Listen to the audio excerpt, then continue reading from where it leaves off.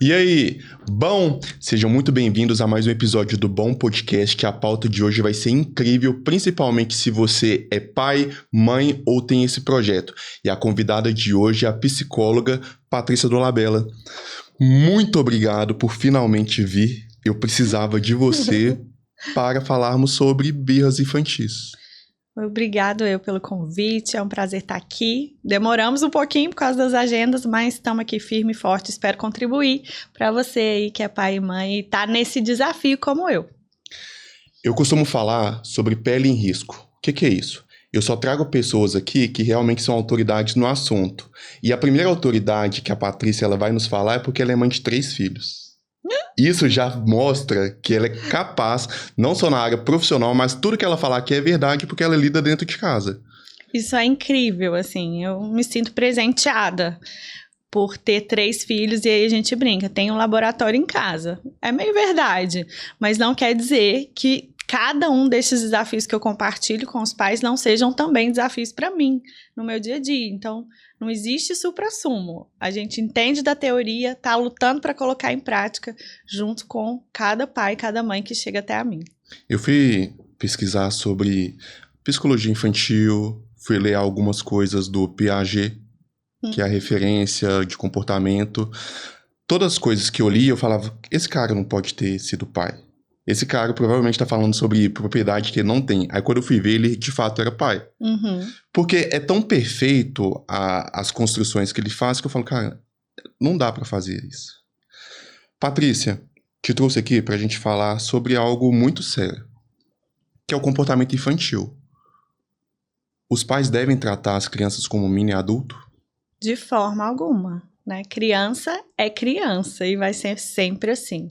E é importante a gente só entender o que eu convido muitos pais a refletir é que uma criança ela tem um sentimento, ela tem os seus desejos, as suas vontades, as suas preferências, como nós adultos. Às vezes a gente quer enxergar uma perfeição que não existe. Um robô programado que chegou ali para mim e eu vou só comandar no controle remoto. E não é isso. Mas criança é criança, precisa ter vida de criança, hábitos de criança e limites de criança. Os pais são culpados da geração atual? A gente tem uma boa parcela de culpa. Eu acredito que a nossa geração vem de uma luta de pais autoritários, né? De pais que vieram muito dessa referência, né, antiga do autoritarismo. E aí, qual que é o nosso desafio hoje? O nosso desafio hoje vem em relação ao nosso passado. Muitos de nós tivemos pais autoritários. E aí a gente tem a escolha, ou você igual ou você diferente, e aí a gente quer ser muito diferente e acaba sendo permissivo.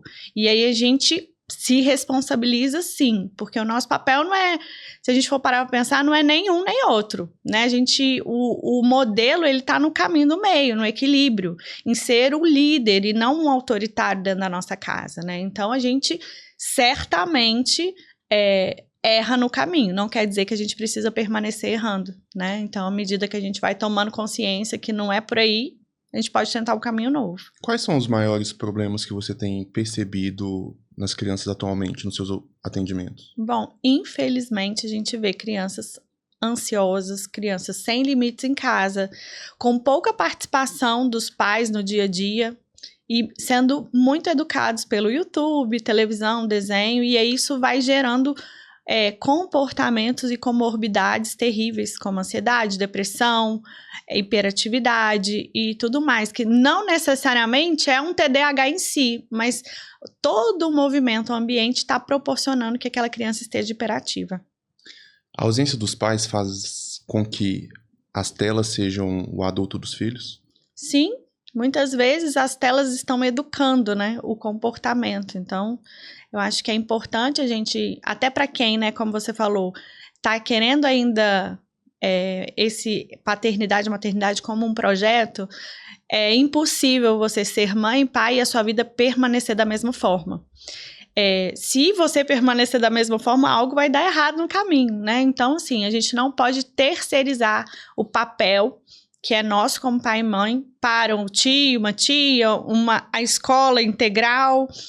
uma professora particular, né? Então, assim, eu gosto muito de, quando eu vou priorizar o meu dia a dia, o que ninguém pode fazer por mim, né? Qual que é o papel que eu, como mãe, como o pai, ninguém pode fazer por nós na vida dos nossos filhos. Então, disso eu não abro mão. Ah, não, isso aqui, tudo bem se outra pessoa fizer. Mas tem uma parcela que só nós podemos construir de forma saudável no coração dos nossos filhos. E a velha frase, cala a boca, engole esse choro agora. Eu posso continuar usando? Pelo amor de Deus que não, né? Isso é totalmente deseducativo emocionalmente, né? Então, permitir chorar faz parte de construir uma emoção saudável. Isso não quer dizer que você não vai dar o limite. Olha só, filho, eu sei que isso é extremamente... Sair da televisão, que é uma coisa que você gosta, eu sei que é muito chato. Eu também não gosto de interromper uma coisa que eu quero muito, e você pode chorar. Mas agora nós vamos tomar banho, vai chorando mesmo, né? E você acolhe o sentimento, deixa a criança chorar, né? Olha, então você está muito nervoso, vamos ali para aquele lugar onde você vai se acalmar, e ali você pode chorar.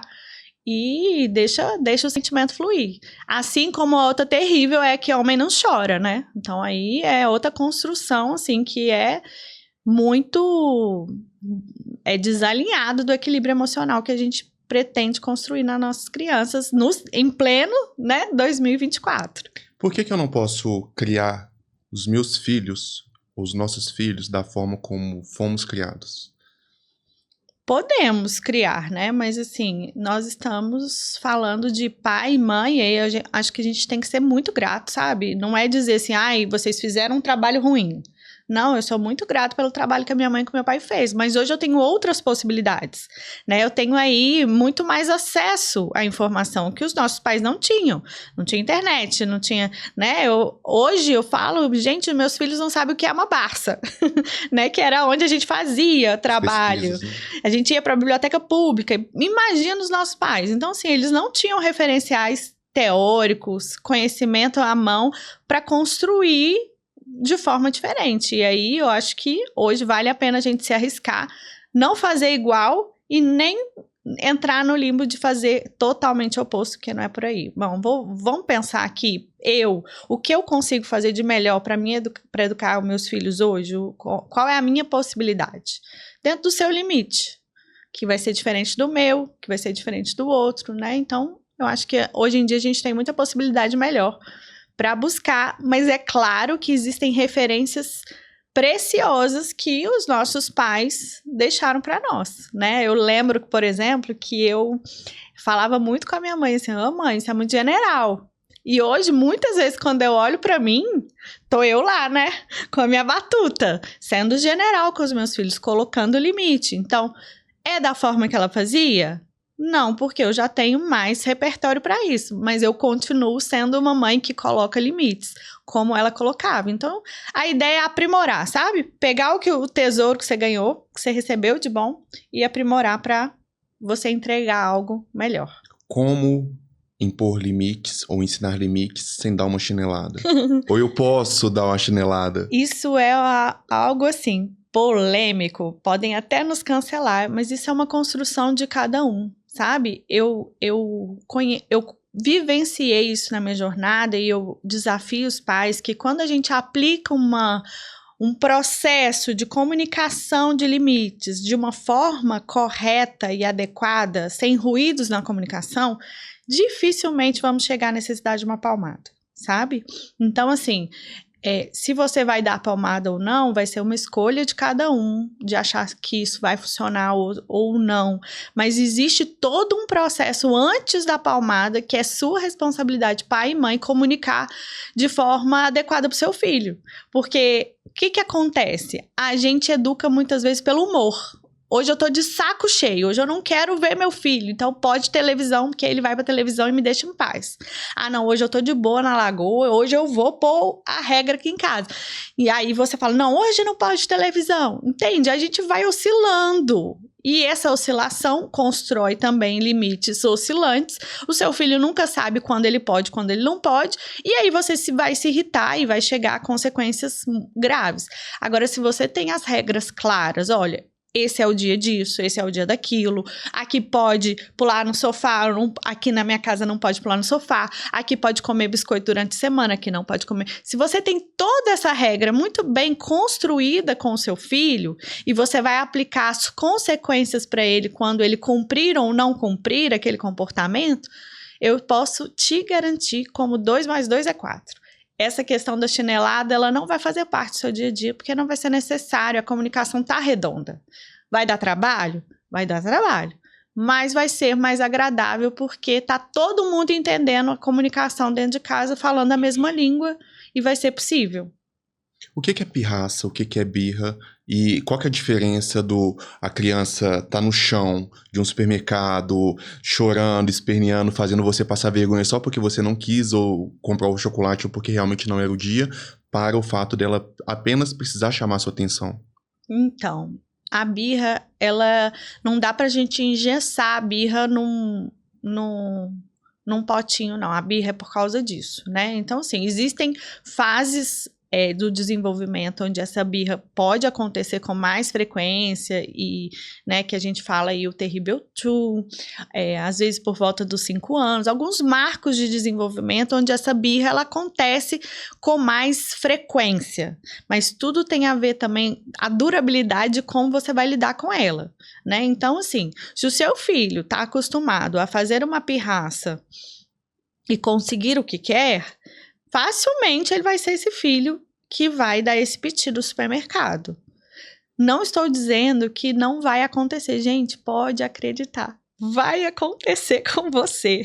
E assim, é mágico. E é muito, eu acho, providencial na vida de cada um ser pai e mãe. Porque aí você vai olhar aquela mãe, aquele pai que tá passando aquela vergonha ali do filho batendo o pé ali no supermercado na frente de todo mundo, e você vai ter misericórdia, e você vai saber que aquele pai, aquela mãe não é um pai e mãe ruim, né? Ele está passando por uma situação ruim. Mas aí vai chegar um pai que é só falar, manda um jab, manda uma chinelada, manda... Né? Muitas vezes não é falta de limite. Tem vezes que é falta de limite do dia a dia, e aí a criança já faz aquele mecanismo para conseguir. Tem muitos casos, infelizmente, assim. Mas tem caso que é, às vezes, uma explosão emocional. E eu acho que a gente precisa ter cuidado com essas coisas. Por exemplo, shopping e supermercado são lugares extremamente cheios de estímulos. É um parque de diversão. E ainda o pessoal coloca o quê? O doce, o chocolate, tudo assim, né? Na prateleira baixa para que isso ocorra. Então, assim, enquanto o objetivo do shopping é vender, é fazer a venda, e ele sabe dessa debilidade da criança que está aprendendo a reconhecer um não de forma equilibrada, o objetivo deles é facilitar a venda. Então, por que você vai com seu filho assim? Se você sabe que é difícil ele ouvir não para um biscoito e tal, para que você vai com ele ali para o shopping, para o supermercado, para fazer supermercado com ele? Sabe? Não é lugar de criança. Vai correr no parque, vai brincar, e aí depois mora. E aí você vai estar se livrando dessa birra alheia na frente de todo mundo, até que ele aprenda. E aí eu convido cada um, quando vê uma criança assim, eu convido a cada um a se colocar no lugar daquela criança. Pensa assim, eu tô ali comendo um chocolate gostoso e alguém fala para eu não fazer aquilo naquela hora. A gente não quer comer o chocolate, a gente sabe que é ruim pra caramba e a gente come. A gente sabe que a academia é bom, estamos aqui com o professor. A gente vai pra academia? Não, a gente, com a idade que a gente tem, a gente sabe perfeitamente o que deve ser feito e muitas vezes a gente não faz o que tem que ser feito. A criança ainda tá aprendendo isso, gente. A criança tá aprendendo o que ela precisa, então ela tá ali sem ainda quase nenhum argumento emocional para lidar com essa frustração de não fazer o que tem que ser feito. Em contrapartida, o nosso papel como pai e mãe é dizer, filho, eu sei que é muito bom fazer isso, é muito gostoso jogar bola, mas a gente precisa fazer o que tem que ser feito, então a gente tem que ir tomar banho agora. Bora lá! Novamente, a partir dessa construção que você fez, eu consigo fazer claramente um raciocínio de que tudo isso é culpa dos pais. Permissividade. Filho, não está na hora. Aí o filho vai e chora. Filho, você tem que comer.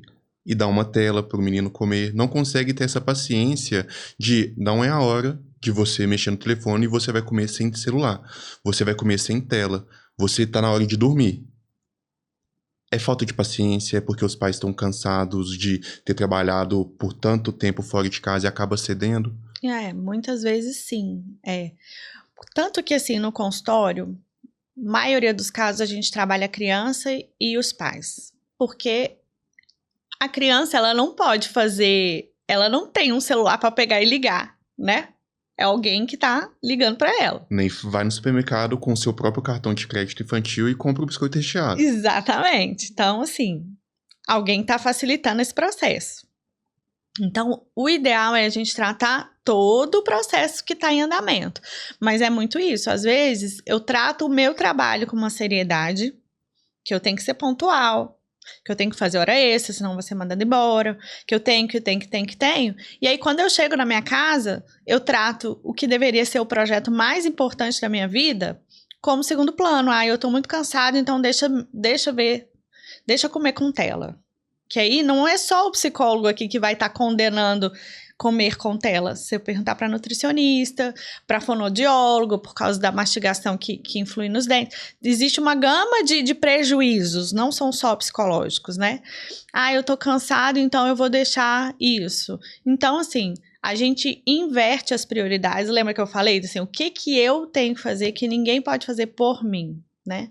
E aí, nesse momento que eu chego em casa depois do trabalho, eu preciso fazer essa lógica. Nossa, o que aqui eu tenho que fazer que ninguém vai fazer por mim, né? Então, assim, ter um tempo com meu filho na sala de jantar é algo que só eu posso fazer. Se a outra pessoa fizer, não tem o mesmo valor que eu, né?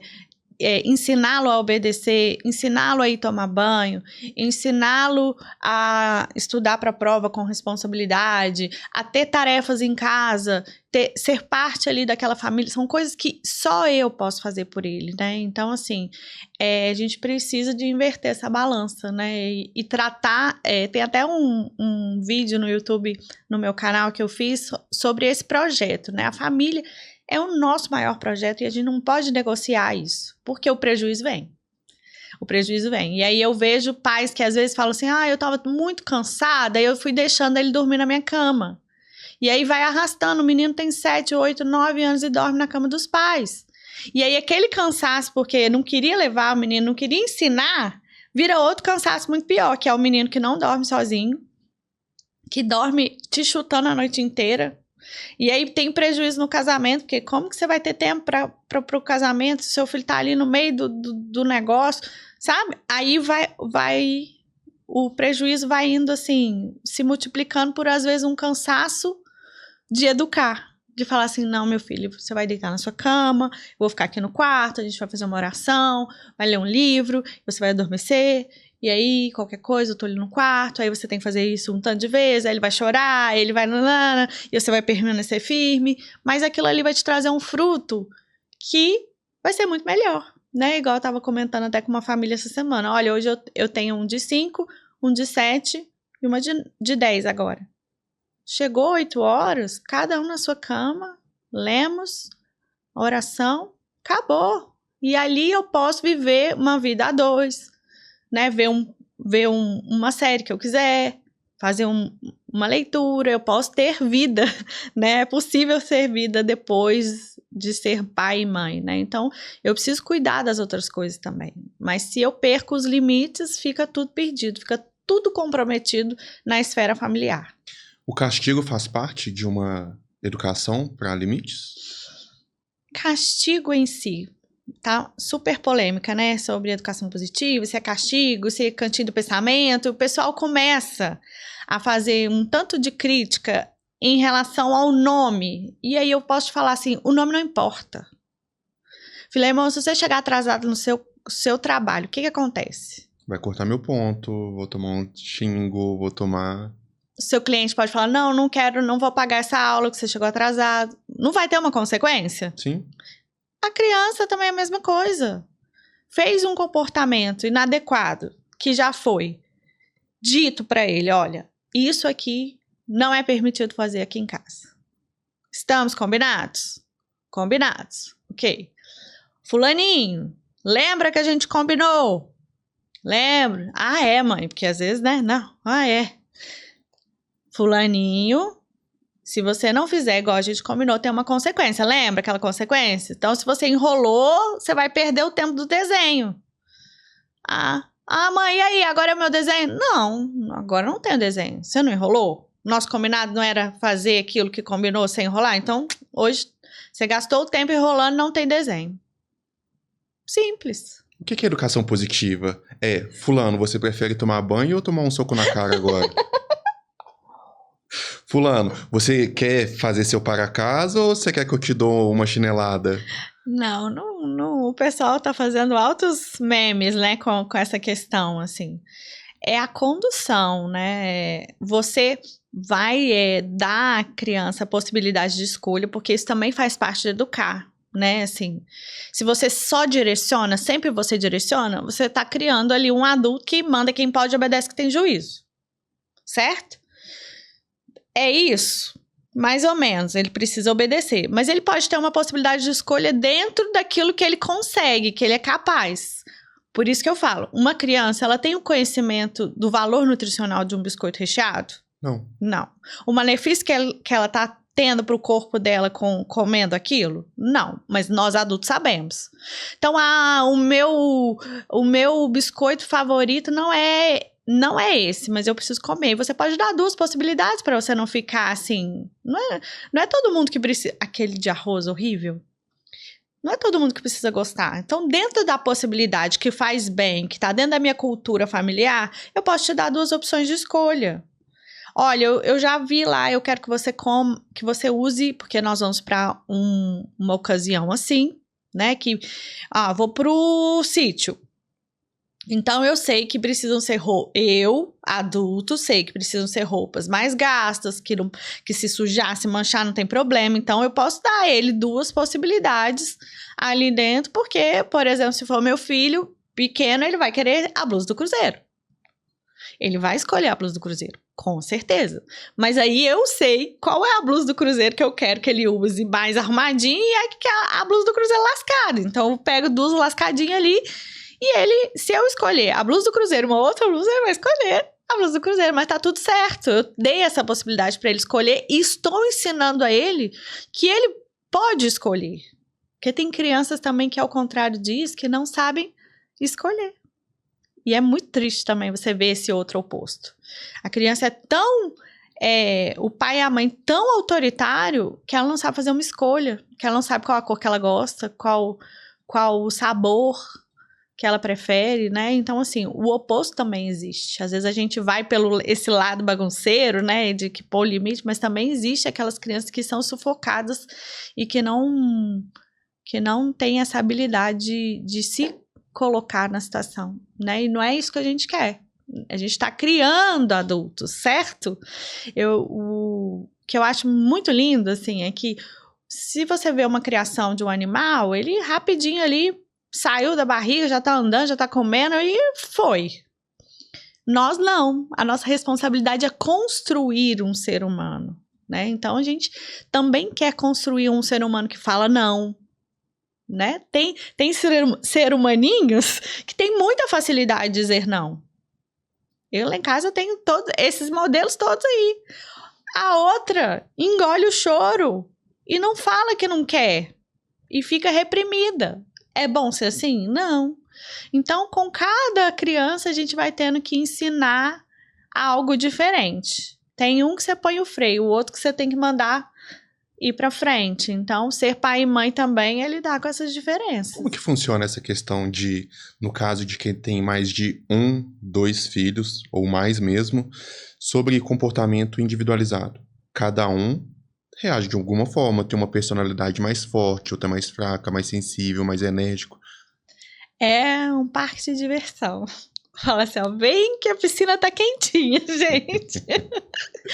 É um desafio. Porque, exatamente, a gente ama igual, mas cada um recebe o amor de uma forma, né? Então a gente precisa estar ainda mais atento, porque um vai receber o amor com carinho, senta no meu colo, meu filho, o outro vai receber o amor assim, vamos assistir um filme junto?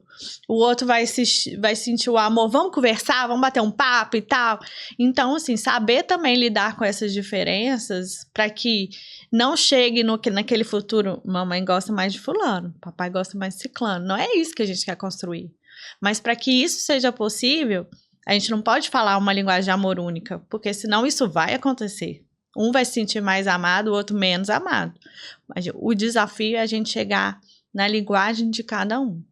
E aí, meu filho, é 2 olhos abertos, ouvidos para todo lado, para que a gente possa perceber as diferenças que eles têm. E é isso aí. Não vem igual. É pior que a loteria. Como ser intencional na criação de filhos? Eu acho que é exatamente isso, né? As pessoas se preparam para exercer uma profissão, as pessoas se preparam para passar num concurso, mas as pessoas não se preparam para ser pai e mãe. A gente vai indo, né? Vai indo no fluxo.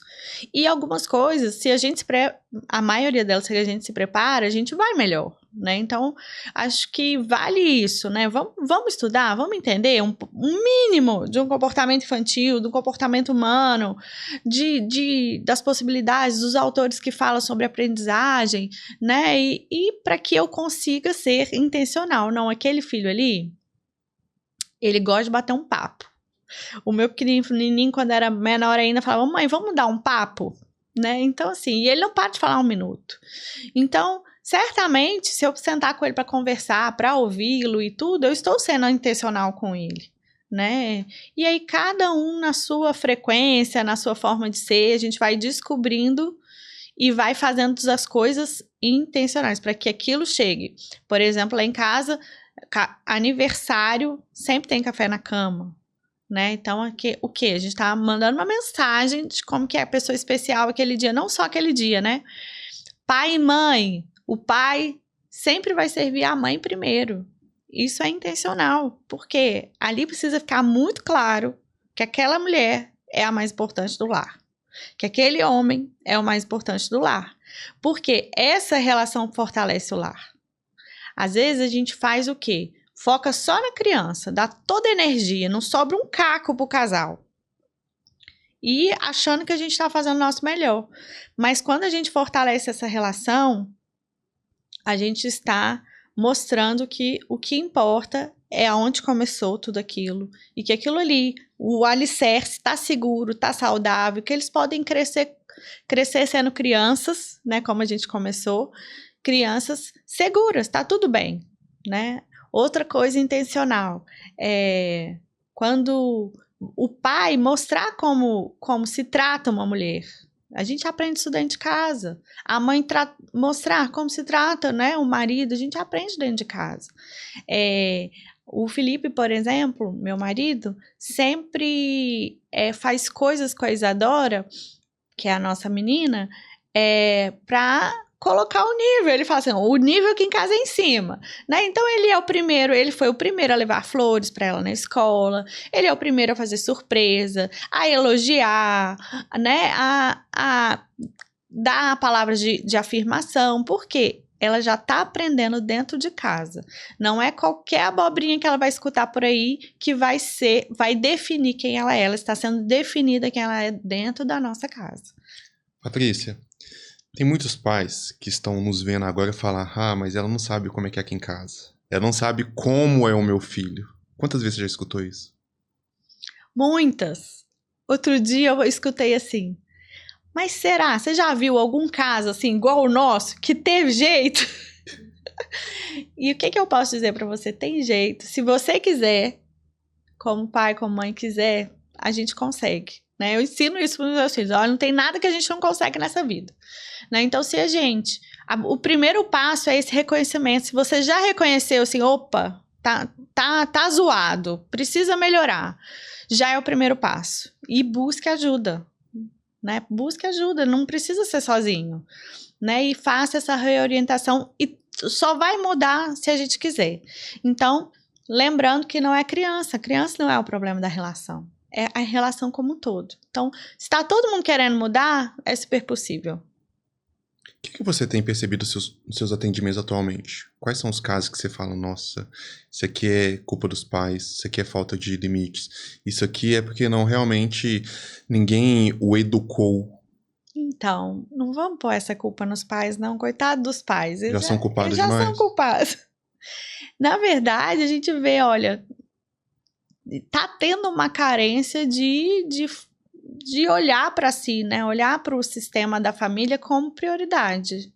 E aí, gente, desemboca no mau comportamento da criança, não tem jeito. É igual soma, né? Como que a criança demonstra que algo não vai bem? Birra, pirraça. Tem uns que começa a sentir dor de... sempre foi tudo bem pra escola, aí começa a sentir dor de barriga, fala pra escola, pra natação, tá ali sinalizando que alguma coisa não vai bem. E aí eu acho que eu gosto de dizer, é o ecossistema, é a família, a gente é uma engrenagem. Tá? Tem alguma peça frouxa, alguma precisando soltar um pouquinho. Então, assim, isso vai para a escola, vai para aula de natação, o kit vai andando, o kit completo. E a criança é esse sinalizador, sabe? Eu acho que quando a criança expressa dessa forma, é uma bênção, porque é uma oportunidade da gente parar e pensar que algo não vai bem. Olha, precisamos dar uma atenção nisso aqui. Então, é uma oportunidade. E aí a gente tem visto, infelizmente, crianças descontando na alimentação exagerada, ansiedade, que é um pouco desse comportamento, assim, de dor de barriga, comendo unhas, se machucando, fazendo... Dor de barriga, quando eu falo dor de barriga, é dor de barriga física, chega a ser um sintoma físico, né? E vai lá, faz todos os exames, não tem nada. O que é? Uma ansiedade?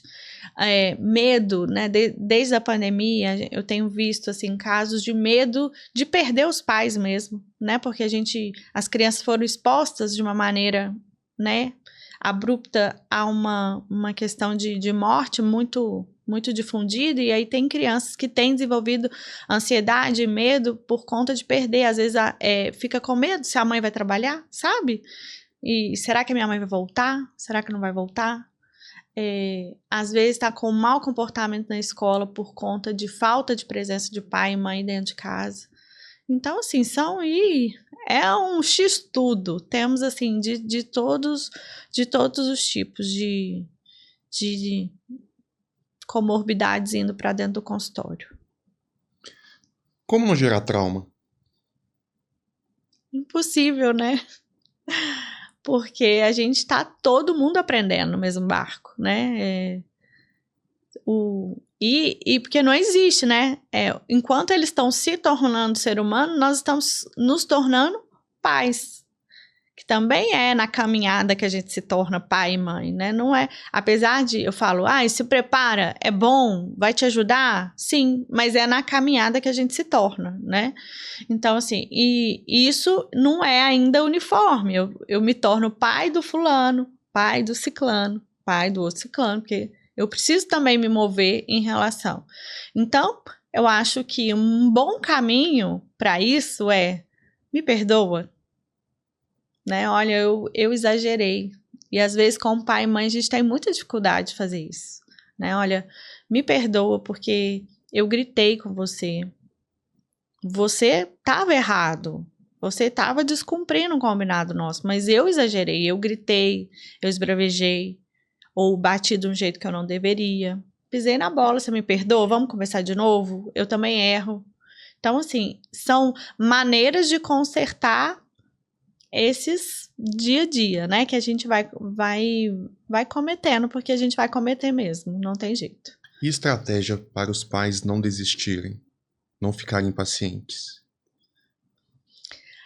Não existe uma estratégia fechada, mas a melhor estratégia é começar do jeito certo. É fazer a comunicação de como tem que ser. Primeiro, fala assim, poxa vida, esse menino não pediu para nascer. Né? Eu tô aqui, eu que casquei esse abacaxi e fui eu que escolhi.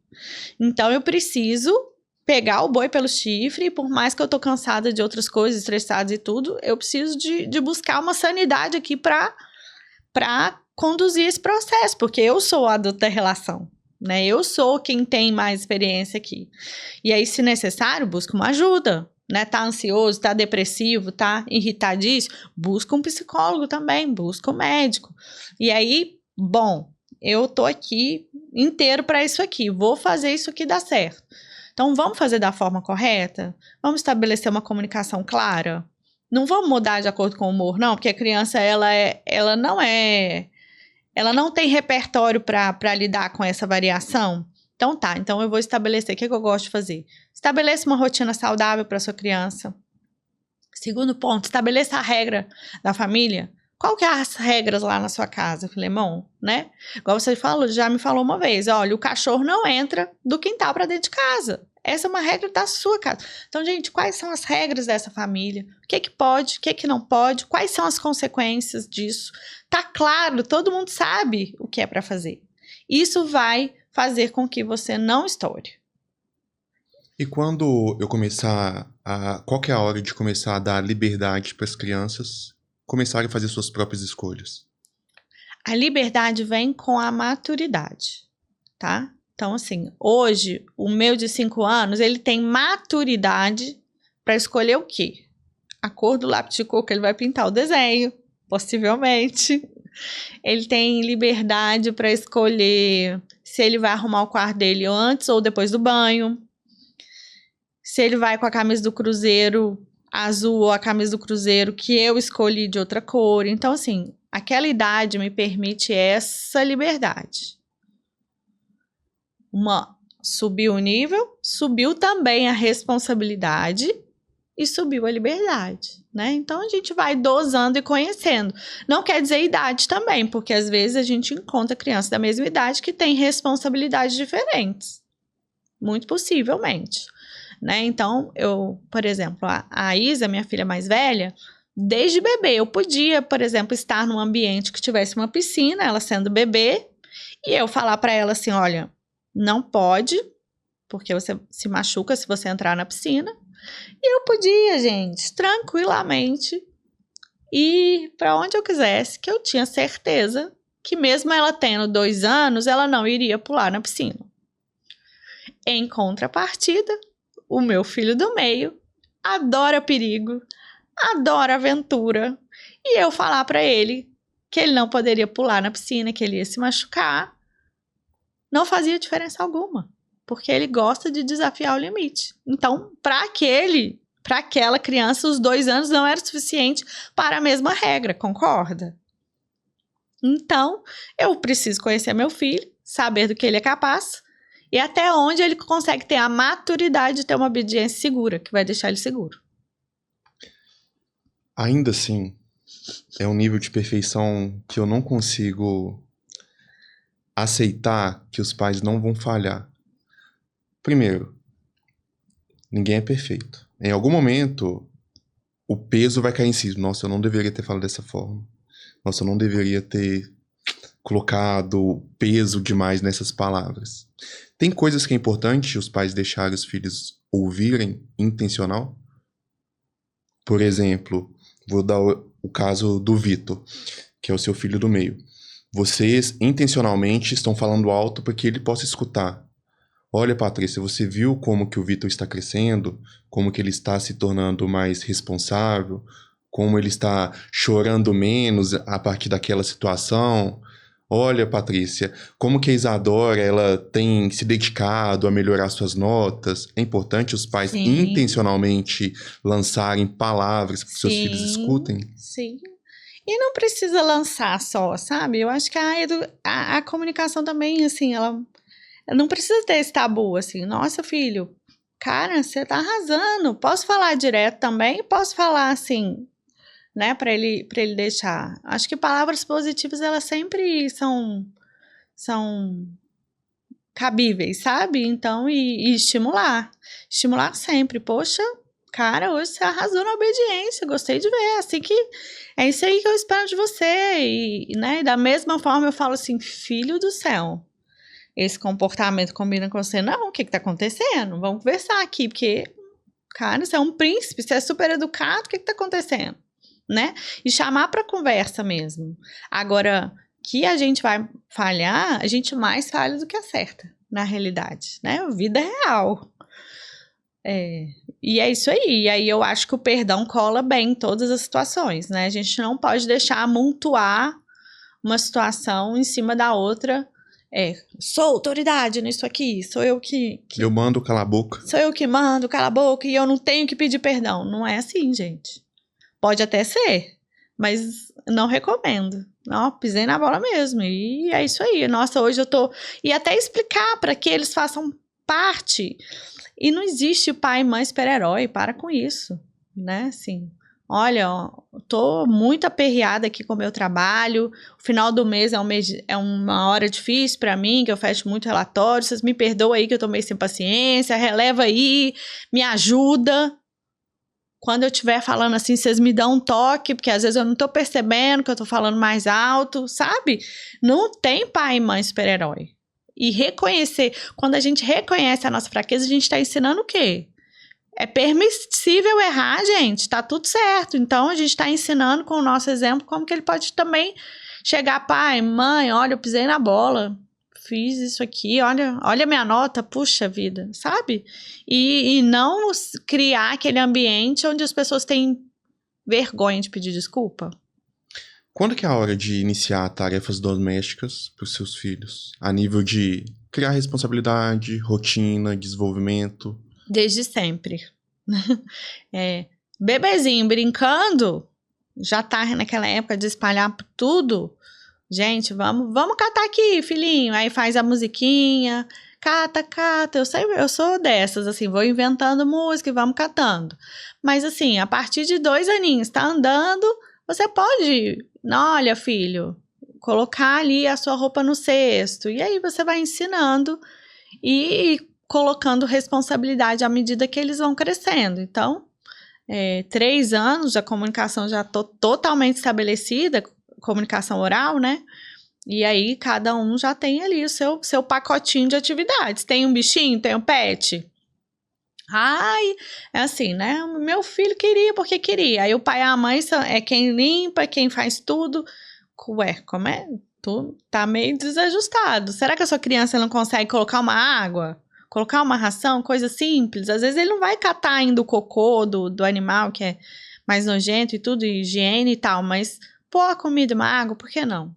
Né? Então, assim, isso ensina eles a fazer parte da família, traz aceitação, puxa vida, todo mundo aqui dentro da sua casa é responsável por alguma coisa e eu também. Então, isso traz senso de importância. Então, 3 aninhos ali no máximo já tá fazendo parte do rolê, com aquilo que ele consegue, né? Hoje, todos os meus filhos já arrumam a cama. A cama que eles arrumam é igual a cama que eu arrumo? Não. Claro que é. E aí, cada um na sua idade, fazendo o seu melhor. E aí, eu vou lá, nossa, hoje ficou bacana, hein?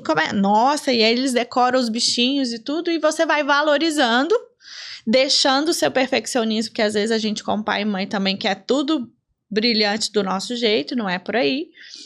Vai valorizando e com o tempo, não, tá crescendo, eu já posso ensinar um pouquinho mais, já posso ensinar que tem que passar a mão assim para ficar esticadinho. E aí eu vou ensinando, mas ele faz ali, o quarto dele é a competência dele ali e a responsabilidade. Ele tá dentro da casa, dentro do organograma que todo mundo faz aqui. Meu avô era assim, meu pai era assim, eu sou assim e você vai ser assim. Ainda funciona? A nível de educação? Porque eu sempre associo essa fala a algo ruim. Uhum. Meu avô me batia no meu pai me batia, então eu também vou te bater. Meu pai gritava, então eu vou gritar com você, porque... Então, é isso que eu ia perguntar, né, diante da sua pergunta. Qual que é o referencial? É coisa boa? Mas mesmo assim, não é só porque o meu pai é assim que eu preciso ser assim. Justamente porque a gente somos pessoas totalmente diferentes, né? Às vezes eu fico, assim, encantada, porque matemática sempre foi meu calcanhar de Aquiles. Foi aquela coisa que eu morria de vergonha. Teve um ano, no meu 3º ano do 2º grau, a minha carteira, meu professor de matemática, ele desistiu, tipo assim, pra ele não desistir de mim, ele me colocou naquela carteira que é colada do professor, porque ele tinha que dar aula no quadro e dar aula pra mim, porque eu não entendia na mesma proporção. E os meus filhos são excelentes em matemática. Eu fico assim, nossa, meu sonho era tirar uma nota dessa. Então, não necessariamente as habilidades que eu tenho vão ser as habilidades que eles têm. Então, assim, para que reforçar essa cadeia, né? Olha, você é bom no que você é bom, e é isso que eu preciso dizer. Olha, eu sou boa, e até posso dizer, eu sou boa em outra coisa. Às vezes você é bom em umas coisas que eu não sou. Nossa, eu preciso aprender com você, filho, porque eu tenho dificuldade de falar dos meus sentimentos, você fala dos seus com tanta facilidade, e a gente pode se permitir nessa troca. Família é isso, é esse limbo, aquela coisa assim, que você vai se modificando com o passar do tempo e trazendo, graças a Deus, o melhor de cada um para fora. Acho que é isso. Eu queria morar nesse episódio, mas a gente já está terminando, infelizmente. Mas me fala 3 coisas que os pais não devem fazer com seus filhos. Eu sei que não é lei, que tudo é rotina de casa, são regras. Mas a nível de não gerar traumas, inseguranças, problemas na personalidade futura. Os pais não devem delegar a presença deles para ninguém.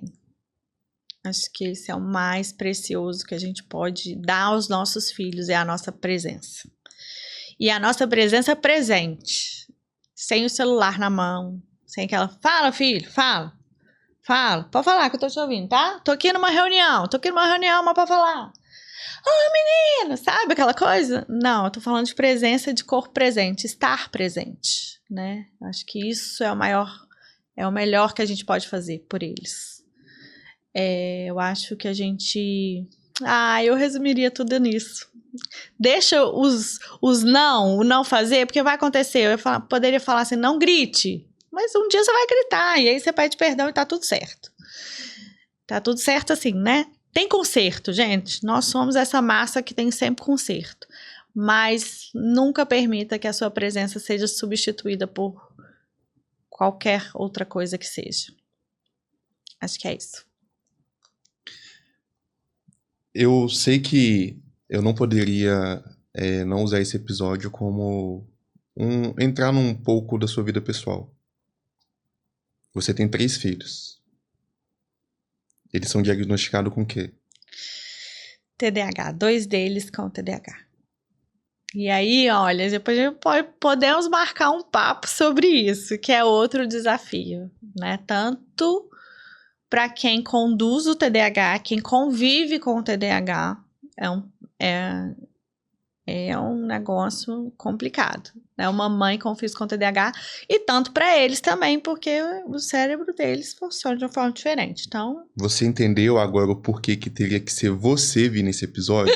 Não só pela autoridade, pelos seus estudos, mas pela vivência prática, pelos desafios que você lida no consultório e em casa.